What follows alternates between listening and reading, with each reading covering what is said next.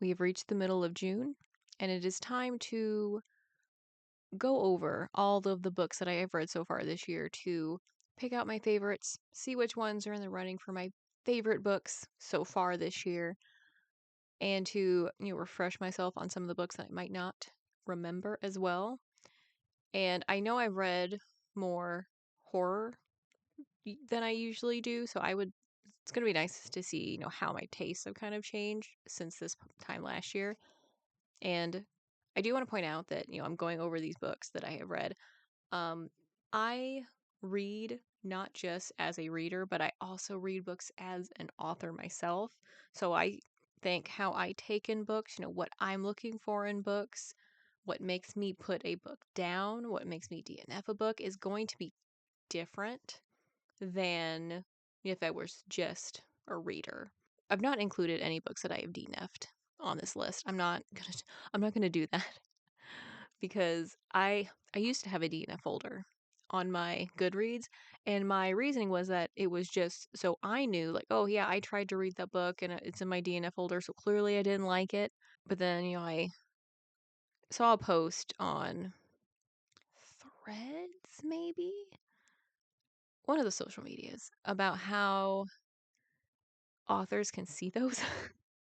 And I was like, oh no, because there was one small indie book that was in my DNF folder, and it had like less than 50 reviews, so that author probably saw it. Then I realized that, and I felt really, really bad. So I deleted that folder.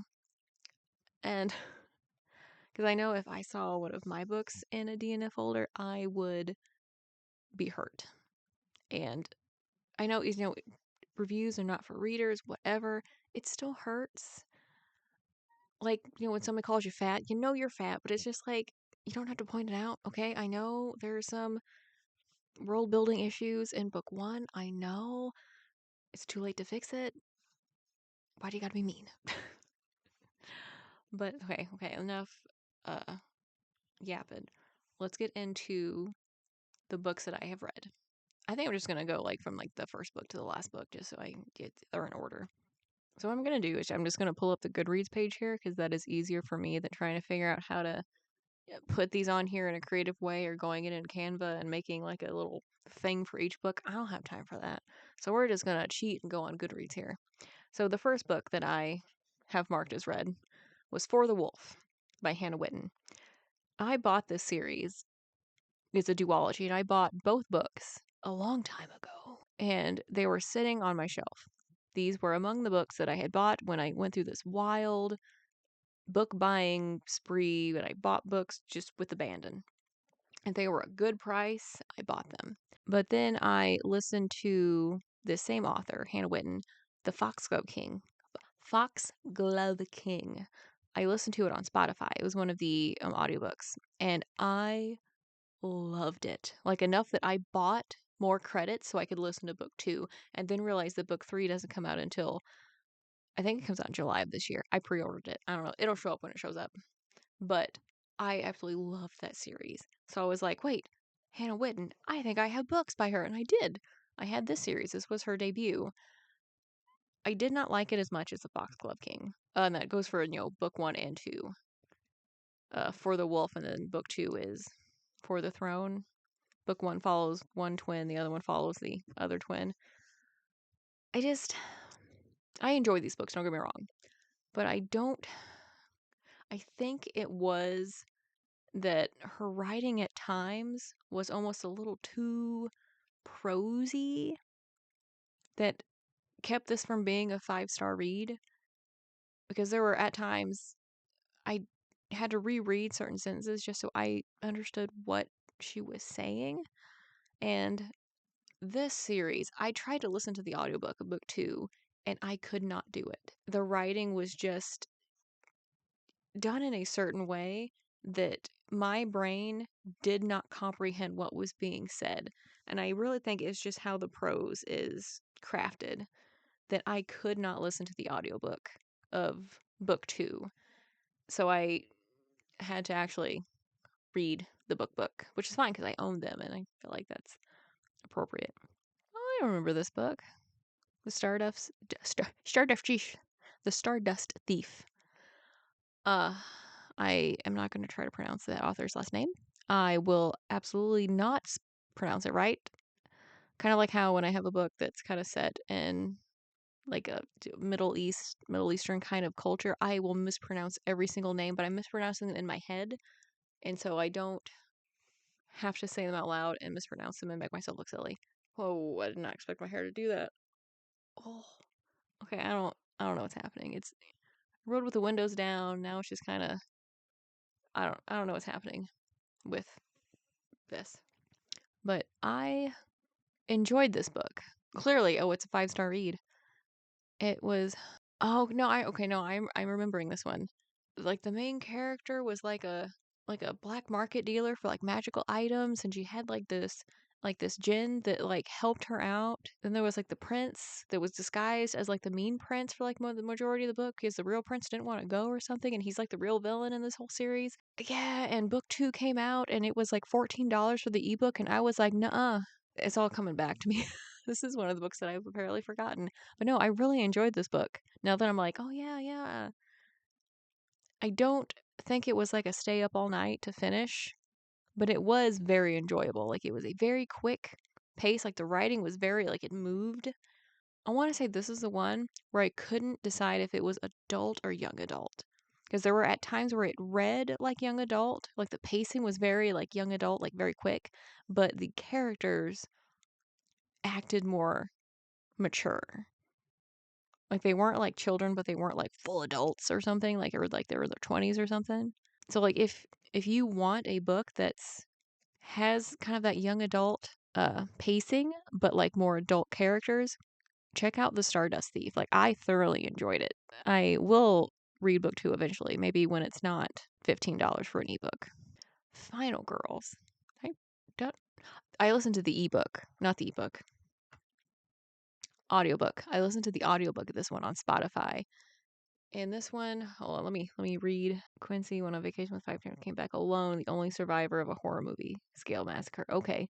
Yeah, she's the one where like these kids went out to like a cabin and like were butchered and murdered, like, 90s slash movie style, and the only survivor doesn't remember what happened. I enjoyed this one. Like I enjoyed it because this is the second Riley Sager book that I've read, and I've discovered that I really like Riley Sager. The pacing is fantastic. The characters are fantastic. Oh, and I rated this one 5 stars too. Clearly, I liked it. This is why I don't wait to rate books. I like rate them like immediately after. Like, how do I feel right after I finish it?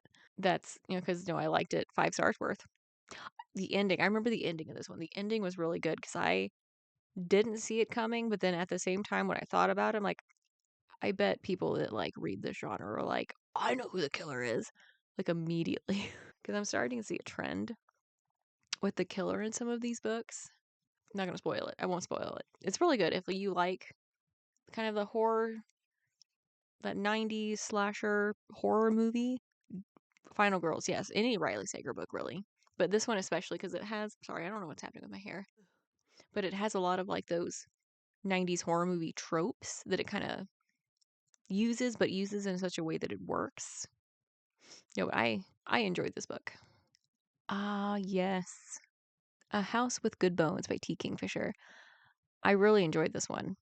It's about this girl or woman, she's not a girl, who she has to go for some reason. There's a reason given because she's like some kind of archaeologist, but like with bugs. It's really cool because it like adds a really cool dimension to her character because she kind of goes on these little rants throughout the book about like bugs and stuff. It's very endearing. Like we would be best friends. I think in real life we would be very good friends because I really like this main character in this book. But she has to go live with her mom for a short period of time because like one of her jobs that she was going to go do for like 6 or 7 months got delayed, and she had already like given up her room and like the house that she was renting, so she didn't have anywhere to go, so she goes to stay with her mom who lives in the house that her mom lived in. So it's the main character's grandmother who passed away, and weird things are happening in the house and her mom is acting really weird, and spoiler alert, the house is haunted. But it's just the lead up to like the ending of this book was phenomenal. Just like the little baby steps that it takes to be creepy was just so good. And like the way the main character reacts to these spooky things is so refreshing. Because, oh, I can't, I hate when main characters do that thing where like they just act like just idiots. Like something creepy will happen and they're just like, oh my gosh, what's that? What's that? One of the things in books that like will make me DNF a book, will maybe put down a book, is when like something happens and I, the reader, know exactly what has happened or I suspect what has happened. Something spooky or supernatural has happened. And I'm like, okay, cool, I have accepted it. Let's move on. And then the main character just doesn't accept it. And then they go through like, oh, well, what's that? What's that? I don't know. What's happening? What's this? What's going on for like a prolonged period of time. I will quit reading the books. I don't want to read about the main character because clearly they're stupid and I don't like it. I already know what's happening. I need the main character to know what's happening, to have intelligent thoughts about what's happening. Anyway, this book doesn't do that. The main character is fantastic. T. Kingfisher. Every single book that I've read by her, the characters have been phenomenal. And I have read, horror by her. I'm reading what I feel like is a young adult novel right now. I've read one about like the wives. There's like the clock wife. That one was really good. Like the characters in there were really good, really well done. And the one that I'm listening to, the magic, the one where like the girl's a wizard, but she can only use magic with bread. It's really good. It sounds real dumb, but it's actually really good so far. One of my goals this weekend is to finish that audiobook because I think I'm about halfway through it and I only have like 5 hours left. It's not a long book, but it's really good. But anyway, House with Good Bones, definitely in the running for favorite book, but I don't know if I like it more than The Stardust Thief. Because again, I love horror, but fantasy, high fantasy, will always hold that top notch spot in the library in my heart. Ah, yes, The Pillar of Ash. This was book 4 in a series that I actually found this author on TikTok back when authors could actually make a TikTok and actually be seen by people without being problematic or without having to be controversial or trying to make a stink. But H.M. Long, she is another one of my Insta Buy authors now because the writing in this there's 4 books in the series. This is the last book. Phenomenal. It's very like the first book was at least very Viking inspired. It's kind of a theme that the whole series carries on, but each book in this quartet follows a different main character, except for the first two. The first 2 books follow the same main character, but they're like spread like 10 years apart. So like in book 1, the main character is like 19, and in the last book, she's got gray in her hair. She's older. She's got children who are adults. Spoiler alert. It might be a spoiler. I don't know. But the main character in book 4 is actually the daughter of the character in book 1, and they're like completely polar opposite, different people. But no, I thoroughly enjoyed this book. Yeah, this whole series, like high fantasy. There's very, very little, basically no romance. So if you want like a high fantasy without romance, definitely check out this series. It's very well done, very well written. It's not cozy. I'm not cozy whatsoever, but it's low stress, if that makes sense. Like you could read this book before bed to relax. It's not a stressful read. Ooh, The September House. This book was incredible. I don't know what word I tried to say there, but this book was incredible. I thoroughly love this book. 5 stars. It would have given I would have given it 6 if that was an option. This book, it turns the haunted house trope on its head. It's about this woman who she lives in this house and it's haunted, and it's very haunted, and she's just like, well, I live here. I'm going to live here. I'm not going anywhere. So we're just going to have to learn to live together, to go. Like, she's just going to have to learn to live with me because I live here too. So she has basically developed all these coping mechanisms to basically coexist with all of these like spirits that like haunt her house. But like it starts out with, her husband goes missing and like she thinks, he's just like gone. And then her daughter shows up and is like, where's dad? So she's like, I don't know. Like she just doesn't care. She's very nonchalant about the whole thing. The main character, again, the main character of this one was 10 out of 10 characterization. The story was fantastic. Like, you know, something has happened, something is going on, and then you find out what, and it's just like, I knew it. The way the plot was kind of handed out to you, the way the mystery was kind of dosed out, fantastic. Uh, and it wasn't overly gory. I don't like gore. I like spooky and creepy, atmospheric. I do not like gore. It's just not movies, books. I don't like it. Like, if I had to go, kill a chicken every time I wanted to eat, I would be vegetarian. Can't do it. Depends on how hungry I was, to be honest. But September House is definitely, definitely in the running for top reads of like 2025. It was phenomenal. This book, this is a collection of short stories by Darcy Coates. This is my first Darcy Coates book that I read because I think it was like one of those ebook newsletter discounts, so I only bought it for like a couple dollars. I'm trying to remember. I remember like the main story, the ghost camera story that I enjoyed, but I don't remember the other short stories. I remember there were several that I like sped through, just kind of get through, and then I remember being reminded why I don't like short story collections. It's just not a genre that I like. I just don't like having to like get used to another character like 5 pages. It was okay. Like, if you like spooky, yeah, definitely worth your time. But for me, again, I don't like anthologies. I don't like short story collections. I don't really like poetry collections either. I like the long story. I want to get used to a character. I want the story to be slowly divvied out to me so that when we get to the end into like a twist, I can be like, oh, they had that the whole time. Oh, kind of a thing. Oh, yes, a rebel witch. I remember this. I got the first book in this, not trilogy, duology. Heartless, Hunter Heartless. No, it's Heartless Hunter. And I got it actually in an owl crate. And it was one of the first books that I got in my owl crate. And I was like, oh, Witch and Witch Hunter. Okay, cool. That sounds fun. Devoured book one. I mean, devoured book one. It was one of my favorite books of like last year, I think, 2024, whenever I read it. Enough that when Owlcrate announced that they were doing an edition of this book, I was like, yes, I'm going to need a matching set for my favorite bookshelf. So again, it was the Owlcrate edition that I read. I didn't rate this book. How am I supposed to know what I mean, we're going to say it was 5 stars. I mean, I remember really liking it. I mean, I saw the twist coming, like, from, like, the second chapter. But no, I really enjoy this. Like, anytime it's, like, witch and witch hunter, romantasy, I'm there. If it's, vampire, vampire hunter, yes, please. Anything like that, where it's, like, they're, like, naturally supposed to be, like, enemies, but they end up falling in love. Love that. House of Flame and Shadow is not in the running for best book of 2025. I'm sorry. At least not on my list. Apparently, I didn't rate this either. I mean, it was a solid 4 stars.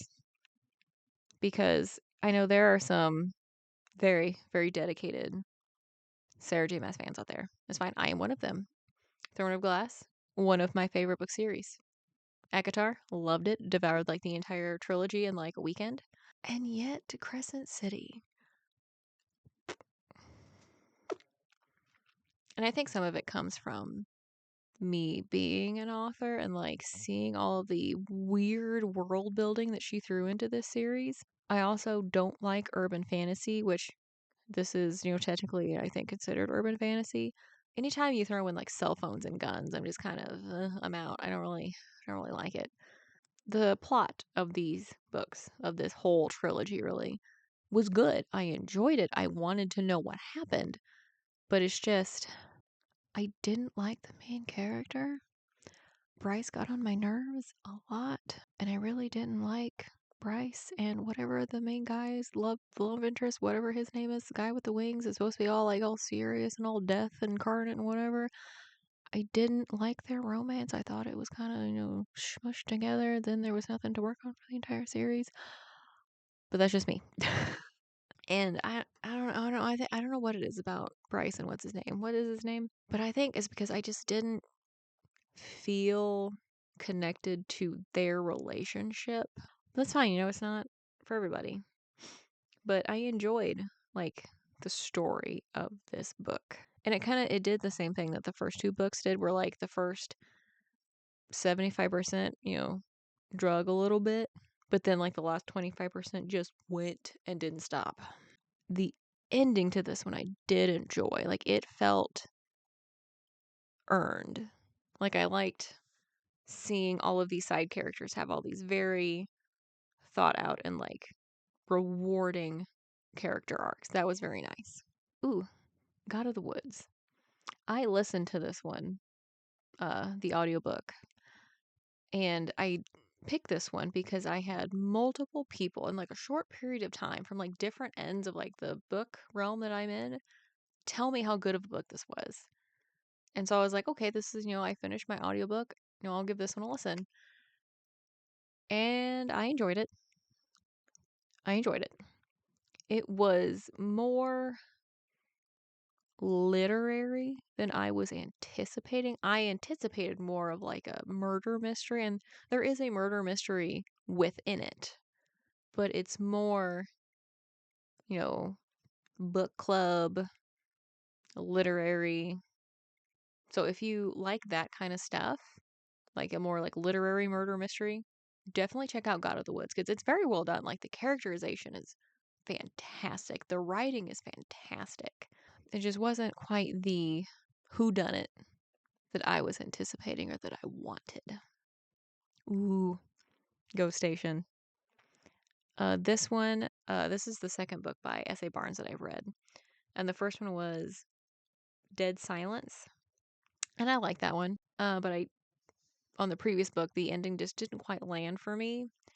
But this one, and I put off reading this one because the YouTuber that I get a lot of book recommendations from, who recommended The September House and Darcy Coates, didn't like this one as much as Dead Silence. So I was like, maybe it's not as good. Then I was like, you know what? No, I want something a little spooky. So I got this one. And I liked this one better than Dead Silence. It was fantastic. I loved the characters. I love how like the mystery was kind of divvied out. I love how they built the plot forward. Fantastic. Like S.A. Barnes has become like a insta buy author for me. Like I will read all of her things. And that also kind of clued me into this YouTuber, how our tastes in books differ a little bit. And I have a book reviewer, book talker that I follow who I kind of, have the same idea as far as like our difference in tastes. Like if she has a book that she really, really likes, I probably won't like this book. But if she has a book that's like, nah, she didn't really care for, I will probably really like that book. So like I still listen to the reviews for those books that are like meh for them that are probably gonna be good for me. And the same thing goes for this YouTuber that I have gotten several books from. If she has a book that she's like meh about, that means I might really like it versus a book that she's like, over the moon for, that might not be the book for me. And that's just, taste just different. That's just how it is. But no, Ghost Station is definitely in the running for favorite book so far because it was just fantastic all around. Ooh, Carving Shadows into Gold. This is book 2 from like Forging Silver into Stars. And this is in Birch Kimmer. This is in the same world as her Cursebreaker series, that Beauty and the Beast retelling that she did. The name is escaping me right now. A Curse So Dark and Lonely. Lovely. One of those. But I read Forging Silver into Stars, and it was my favorite book of whatever year it came out. That was my favorite book of the entire year. So I was thrilled when this book came out because I thought almost for a while that it was going to be like a standalone, and I was okay with that because it was wonderful. And then she announced this book, or she announced that this book was coming out in like a week, and I was like, wait a minute, there's book 2? I didn't know about this. So like it was really exciting to get to like hear about book 2, and then like, oh yeah, it only has like, you only have to wait like a week. Yes. I really enjoyed this book too. The characters are fantastic. Like I didn't expect to care as much about like Taisho. I think it's how you pronounce his name. That's how I pronounce the name. As much as I did. And, as book 2 in a series, it's I think she announced that this was a trilogy. I mean, I hope so, because this one ends kind of on a cliffhanger. It's building toward, like a big finale. And the ending of this book, was really good. Like, I would need book 3, sooner rather than later, please. But I've also read some comics this year. Uh, some fun BB lore about me. I grew up with like the Titan show from like 2003, 2006, whatever year it ran. That was my favorite show of all time. Like the show that introduced me to fan fiction. I wasn't yet at that point where I could, put my ideas into words to write my own, but I read so much fan fiction. I probably read more then than I do now. I have read, Titans comics before, but I was like, you know what? Let me, give comic books another shot because comic books for me, they're fantastic, but like this didn't take me long to read. And there's so much story involved. I feel like I have to pace myself. So I purposefully like paced myself because it's like a whole volume of several issues. And the problem that I had with comics before is that the world is so vast and I don't want to use the word convoluted, but I'm going to use the word convoluted. It's kind of like, like the Marvel Cinematic Universe that we have now. It's like jumping into like go watch Captain America, the one that just came out with like Harrison Ford in it. And what's his face? This Captain America now. Oh, what is his name? Oh no. Sam Wilson. That's his character's name. I don't know what the actor's name is.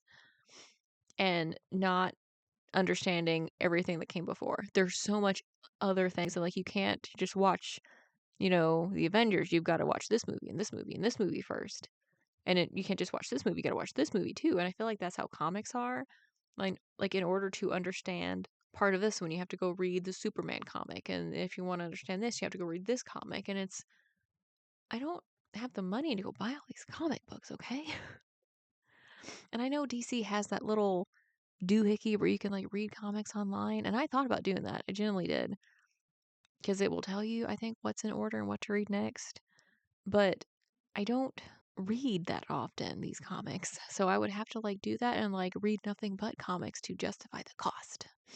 Oh yeah, I watched. No, I read The Watchers, and this is another book that the YouTuber that also recommended me, Darcy Coates and the September House, read. And they made a movie of this one not that long ago. I think M. Night Shyamalan did it. But this is one where like there's these things and like the trees and like the specific forest and like Ireland where this book takes place, and like this main character is driving somewhere for something, goes through like this woods as like it's a shortcut or something to somewhere she's not used to, and then like her car breaks down and everything stops, like everything electronic just stops. And then she's like walking through these woods, and then like there's a structure where like, when it's where these people have to like hunker down at night because like these things come out and like watch them. Here, let me just read you the description that is on Goodreads. You can't see them, but they can see you. The forest isn't charted on any map. Every car breaks down at its tree line. And Mina's no different. Left stranded, she's forced into the dark woodland only to find a woman shouting, urging Mina to run to a concrete bunker. As the door slams behind her, the building is besieged by screams. It was good. I really enjoyed this book. I think the reason it's not a 5-star read, it's only a 4-star read, is the way that it is written. And I don't mean like in a bad way. I think it's more of there's a lot more narration in the writing than I'm used to. And I really think that is just like a across the pond kind of thing, because the author is also Irish, I believe. And one thing I've noticed with like books that are written by uh, European authors is they tend to have more narration versus books written by American authors. They tend to have less narration. And so it at times felt slow. This book was recommended by Allie Hazelwood. I just kind of read the description, and this book has been on my TBR for a while, and then I read the description about basically, the main character is an author who is a ghostwriter for like a prolific romance author, and how she herself doesn't really believe in love anymore because of a big breakup that she had. She can see ghosts, okay? And then the guy that she meets early in the book all of a sudden shows up at her door as a ghost, and it's like, what? So then they have to fall in love, but then he's like dead the whole time, blah. It does have a happy ending, so don't let that, scare you away from this book. It was fantastic. And I am a little picky when it comes to romantic, what is the word I want? A comedic romance, that's not it. Contemporary romance. Because I like, a good, contemporary romance now and then, but it has to be something not like the stereotypical romance. And this isn't the stereotypical romance. It was refreshing. It was fantastic. The main character was great. And you'd think this book would be like more sad because, the whole book she's basically planning the funeral of her father who suddenly dies. Like it's unexpected, and like she's really, you know, and she has spent the last like so many years like away from home. So she's, recounting all of these things like, oh, I missed this. Oh, I haven't done this. Oh, I've been missing out on this. Oh, what was the last thing I said to him? But it's not emotional, but it's emotional, but in like a refreshing way. Like it doesn't, like there were some parts where like I almost teared up a little bit because then I was thinking about my dad. This book is phenomenal. Like it just might be in the running for like my favorite book of 2025 so far. The first half of 2025, I should say. A Tempest of Tea. This book was also on my TBR for a long time. Then it was on sale as an ebook, so I bought the ebook and it sat on my Kindle for a little bit. And then this book was mentioned in like a list of books about vampires. I'm like, oh, I didn't know it was about vampires. So I'm like, yeah, well, I mean, I might have known it was about vampires at some point. And so I read it and I enjoyed it. I didn't love it, but I did enjoy it. This book is very Six of Crows. Like, if you wished that Six of Crows would have been more fast paced and with more romance, this book is for you. It was not for me. I mean, I enjoyed it, don't get me wrong. It was still, a very enjoyable read. I still might read book 2 at some point or another. I think this book was too fast paced for me. And there were too many characters whose character development was rushed because it was so fast paced and you didn't quite get connected to these characters before you were, tossing in these plot twists. And it's like, whoa, hold on, whoa. And I just didn't quite get to know the characters as well as I would have liked. 13-year-old me would have probably absolutely loved this. 16-year-old me would have loved this probably too. Or 20-year-old me, I don't know. But just me, I think my tastes have just changed a little bit, as a reader. And so I just didn't quite connect to this book as much as I wanted to. It was still a good book. Don't get me wrong. Still 4 stars. Solid 4 stars. This is another one that I listened to.